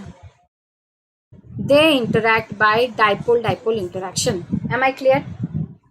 M I clear? Dipole dipole क्या है? Am I clear? Now let's proceed. दूसरा मैंने क्या बोला? London dispersion forces. ध्यान से देखना, London dispersion forces, इसी को ही वैन डर वाल्स कहते हैं. या कह सकते हो कि वैन डर वाल्स के बहुत सारे टाइप हैं, जिनमें से एक टाइप है लंडन डिस्पर्जन फोर्सेस, जो बायोलॉजी के लिए इंपॉर्टेंट होता है. ठीक है, ये कब होता है? This is a type of instantaneous dipole and induced dipole. लिखो इसको अपने कॉपी में, अभी लिखो. London dispersion forces or van der Waals interaction takes place between two molecules. It can take place between two atoms or between two molecules in which one will act as instantaneous dipole. अगर दो atom के बीच में हो रहा है तो एक एटम काम करेगा as an instantaneous dipole, other atom will act as an induced dipole, और उनके बीच में एक अट्रैक्शन आएगा. अब वो क्या है, एक एग्जांपल से समझते हैं. Let's suppose we are having two helium atoms. ठीक है, हीलियम एटम्स है हमारे पास. ठीक है, इसके पास क्या है? हीलियम के पास में दो ही इलेक्ट्रॉन है. तो हम क्या सोचेंगे कि इसका ये न्यूक्लियस है, ये इसका ऑर्बिटल है, और ये दोनों हाइड्रोजन हीलियम ना. हाँ, तो हीलियम का क्या है वो हम क्या सोचेंगे कि उसके इलेक्ट्रॉन्स तो दो ही हैं, वो आसानी से रोटेट करेंगे, रिवॉल्व कर रहे हैं न्यूक्लियस के आसपास में, सब ठीक है. लेकिन क्या होता है, बाय चांस कभी कभी, ये मैंने बताया है, sometimes what happen, the electrons while revolving around the nucleus they gather together at one place. कभी कभी क्या होता है, ये घूमने के चक्कर में क्या करते हैं, ऐसा हो सकता है कि ये दोनों इलेक्ट्रॉन एक ही जगह पे आ जाएं। ये जो घूम रहे हैं that is called as electron cloud. अब ये घूमते घूमते अगर एक ही जगह पे आ जाएंगे तो क्या होगा, ये वैसे नॉन पोलर है, इसका कोई डाइपोल नहीं है, इसका कुछ नहीं है, लेकिन ऐसा होने से क्या हो गया, डाइपोल हो गया कि नहीं, डेल्टा नेगेटिव और ये एंड हो जाएगा डेल्टा पॉजिटिव। तो इसको इंस्टैंटेनियस डाइपोल बोलेंगे या नहीं, इंस्टैंटेनियस डाइपोल। इंस्टैंटेनियस डाइपोल मतलब अचानक से, मोमेंटरली एक एटम में पोलैरिटी आ गई। अगर due to this continuous revolving of electrons, what will happen, sometimes the electron may gather together at one place, at one plane, and the other place can become d electron, वहाँ पे कोई electron नहीं है। इससे क्या होगा, वो area delta positive हो जाएगा और वो एरिया डेल्टा नेगेटिव हो जाएगा। इसको कहा जाएगा इंस्टैंटेनियस डाइपोल। और ये हर तरह के मॉलिक्यूल एटम में बन सकता है जो कि नॉन पोलर है। इसको गलती बोलते हैं, ठीक है। अब ये क्या करेगा, ये शांत नहीं बैठेगा। अब ये क्या करेगा, इसके पास वाले हीलियम के पास जाएगा। इसके पास वाले हीलियम में ऐसी कोई बीमारी नहीं है, वो ठीक है, लेकिन क्या करेगा, ये क्या करेगा, ये इलेक्ट्रॉन क्या करेगा, ये कोशिश करेगा इसके न्यूक्लियस को अपने तरफ खींचने के लिए। तो समझ लो यहाँ पे और एक हीलियम एटम है, यहाँ पे न्यूक्लियस है। अब इन दोनों के बीच में अट्रैक्शन डेवलप होने लग जाएगा और ये न्यूक्लियस और इसके बीच में होने से ये डेल्टा नेगेटिव है, ये डेल्टा पॉजिटिव हो जाएगा और यहाँ पे इलेक्ट्रॉन्स एक जगह पे गैदर हो जाएंगे डेल्टा नेगेटिव। तो ये हो गया इंस्टैंटेनियस डाइपोल, ये हो गया हमारा induced dipole. This is our induced dipole. This helium atom was a normal helium atom, but because of this instantaneous dipole, it has become an induced dipole. It was induced to act as a dipole because the negatively charged delta negative portion of the previous helium atom attracted the electron of the next helium atom towards it. एक attraction, हल्का attraction feel हुआ जिसकी वजह से electron एक तरफ रह जाते हैं एंड वो डेल्टा पॉजिटिव डेल्टा नेगेटिव, और ये भी एक डाइपोल की तरह एक्ट करने लगता है। This is called as an interaction between instantaneous dipole and induced dipole. This type of interaction is called as London dispersion forces or van der Waals forces. We have talked about it.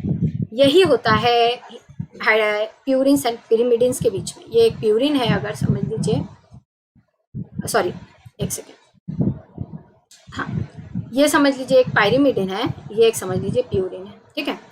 इनका carbonyl atom है, इनका ammonia group है, amino group है, ठीक है। तो ये amino group, carbonyl atom, इन सब का क्या होगा, इन सब का इलेक्ट्रॉन क्लाउड इसके इलेक्ट्रॉन, इनके एटम्स के इलेक्ट्रॉन क्लाउड के पास में होंगे, because they are like one above the another. यहाँ पे दो हमारे स्ट्रैंड्स है, इसका nitrogenous bases, here nitrogenous bases, they are stacked upon one another, they are kept above one another. What will happen as a result of which? As a result of which these atoms which make the purines and pyrimidines, purines pyrimidines जिन atoms की वजह से बने हैं उनके बीच में interaction होने लग जाएगा। ये interaction London dispersion forces या van der Waals forces, this is a momentary interaction because of the electron cloud. ये electron cloud है ना, यहाँ पे जो है this is electron cloud, इसकी वजह से उनके बीच में dipole dipole interaction and London dispersion forces. Dipole dipole किसके किसके बीच में हो जाएगा, ये NH2 के बीच में, कार्बोनिल ग्रुप का एक ऊपर वाले का कार्बोनिल ग्रुप या NH2, तो जो पोलर एटम्स है नाइट्रोजनियस बेसिस के बीच में, उनके बीच में लंडन डिस्पर्जन फोर्सेस आ जाएगा। और नॉन पोलर जो है उनके बीच में सॉरी जो पोलर है उनके बीच में आ जाएगा डाइपोल डाइपोल, और जो नॉन पोलर है उनके बीच में आ जाएगा वैन डर वाल्स इंटरैक्शन या लंडन डिस्पर्जन फोर्सेस। ये forces, these forces are very week.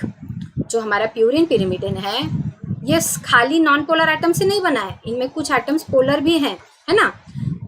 ये इन जनरल नॉन पोलर है, ये बात याद रखना। In general they are non polar and hydrophobic, but there are some regions which are hydrophilic. तो the interaction between the polar atoms is leads to dipole-dipole interaction. The interaction between non-polar molecules lead to London dispersion forces and or van der Waals interaction. So, when their bases are stacked upon each other, they are having stacking interaction, which includes van der Waals forces and dipole-dipole interaction. Because of which, what happens? They are kept away from water. अब क्या होता है, वो दोनों strand के अंदर में इस तरह से छुप जाते हैं, उनके बीच में इतने स्ट्रॉन्ग उनके बीच में बॉन्डिंग हो रही है, एक तो हाइड्रोजन बॉन्ड है, उसके ऊपर से यहाँ पे लंडन डिस्पर्जन फोर्सेस है, वैन डर वाल्स फोर्सेस है। अब क्या हो रहा है, वो ये बॉन्ड ये जो बैकबोन है उसकी वजह से छुप गए हैं।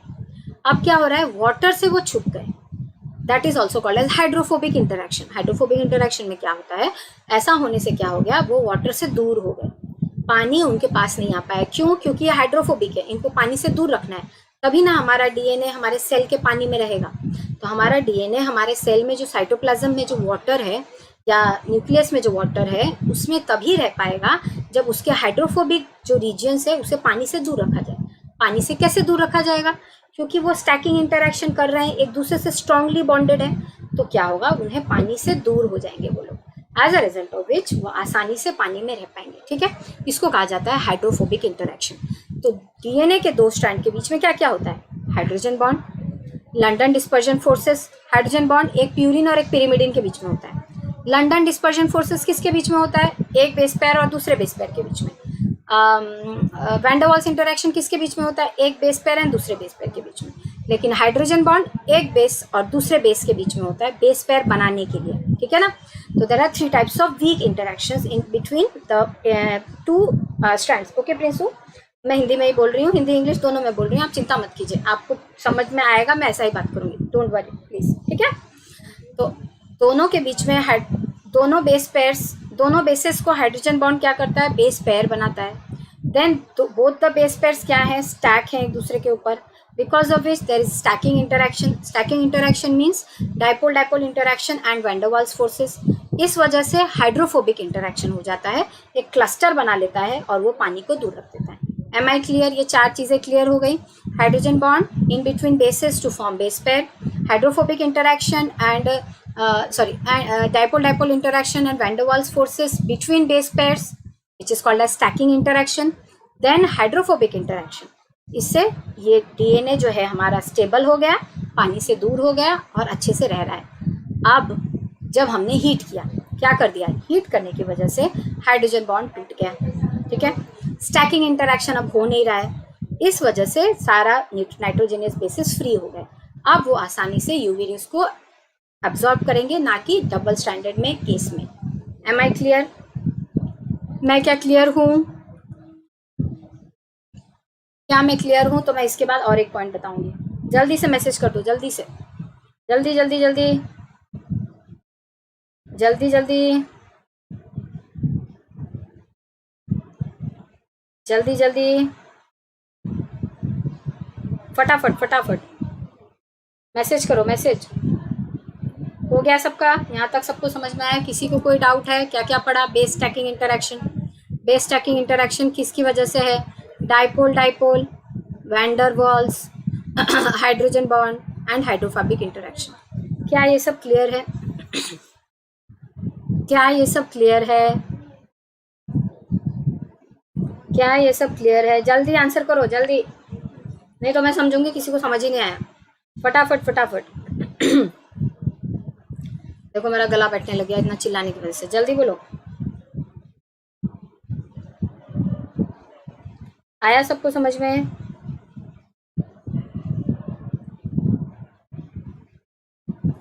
आया सबको समझ में? आंसर में?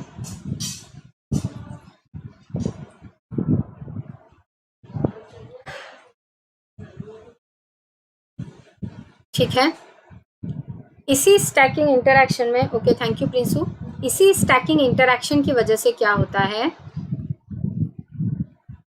स्टैकिंग इंटरेक्शन किसकी वजह से हुआ, डाइपोल वैन डर, इन्हीं की वजह से जीसी पेयरिंग जो है वो ज़्यादा स्ट्रॉन्ग है एज कंपेयर टू एटी, क्योंकि जीसी के बीच में ये जीसी एक है, ये जीसी इसके ऊपर वाले के साथ में या तो एटी होगा या जीसी, कुछ भी हो सकता है, उसके साथ में ज़्यादा अच्छा स्टैकिंग इंटरेक्शन कर पाता है जीसी।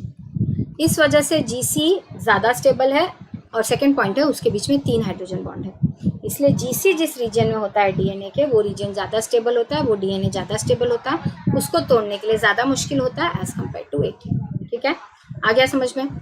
यही मैं आपको समझाना चाहती थी आज, ये रीजंस, कुछ रीजंस हमने आज क्लियर किए। ठीक है, ठीक है, okay okay Prinsu, thank you. ये मेरे को कुछ रीजंस बताने थे, ठीक है। तो अब इसके बाद में और दो स्लाइड रह गए, ये मैं कल क्लास में करूँगी। आज के लिए इतना ही, ज़्यादा कॉन्सेप्ट हो गया आज। तो कल हम मिलते हैं शाम को 7 बजे। अच्छा, कल मेरी ऐप पे क्लास है, स्पेशल क्लास अनअकैडमी की। टाइम नोटिफाई कर दिया जाएगा, टाइम मुझे अभी पता नहीं है, लेकिन कल शाम को 7 बजे क्लास करेंगे। कल ऐप पे क्लास है, तो आप लोग आएंगे वहाँ पे क्लास करने के लिए, ठीक है। तो thank you for attending the class. Class ख़त्म होने से पहले अब मैं डेली एक अच्छी बात बोलने की कोशिश करूँगी, जिससे कि आपकी लाइफ में थोड़ा सा चेंज आ सके, अच्छा चेंज आ सके। आज की क्लास के बाद में मैं आपको यही रिक्वेस्ट करूँगी कि अपने आसपास में जो भी स्ट्रे एनिमल्स हैं, डॉग, काऊ, जो भी आपको दिखते हैं, उनका थोड़ा ख्याल रखिए, उनको खाना दीजिए। एक ही पैकेट बिस्किट का आप बना लीजिए कि मैं हर 2 दिन में या हर 1 दिन में कुत्ते को खिलाऊंगा या खिलाऊंगी, या गाय को या किसी को भी, जो भी आसपास में है आप उसको खिलाइए, क्योंकि लॉकडाउन है, बहुत सारी जगहों पर उन्हें खाना नहीं मिल रहा है, तो उनका थोड़ा सा ख्याल रखिए। आज की क्लास में मैं आपको ये रिक्वेस्ट करती हूँ। और जो जिनसे आप सामान खरीदते हैं उनसे और वो मत कीजिए, मोल भाव मत कीजिए, क्योंकि दुकानें बंद हैं, सबको इनकम की प्रॉब्लम है। अगर आप इस पोजीशन में हैं कि आप खुद को सर्वाइव कर सकते हैं, पैसों की कमी नहीं है, तो प्लीज़ इस तरह से सोसाइटी को थोड़ा हेल्प कीजिए इस लॉकडाउन में, ठीक है। तो अगली क्लास में हम ये दोनों स्लाइड से स्टार्ट करेंगे फिर से। तो आज हमने देखा बहुत कुछ, हमने देखा डीएमिनेशन क्या होता है, हमने देखा कि डीनेचुरेशन एंड रीनेचुरेशन क्या होता है, फिर हमने देखा कि आरएनए कैसे ब्रेक होता है अल्कलाइन मीडियम में, ये सारी चीज़ें देखी, ठीक है। चलिए आज के लिए इतना ही। Thank you Prinsu, good night all of you. Thank you for attending the class. Thank you, we will meet tomorrow.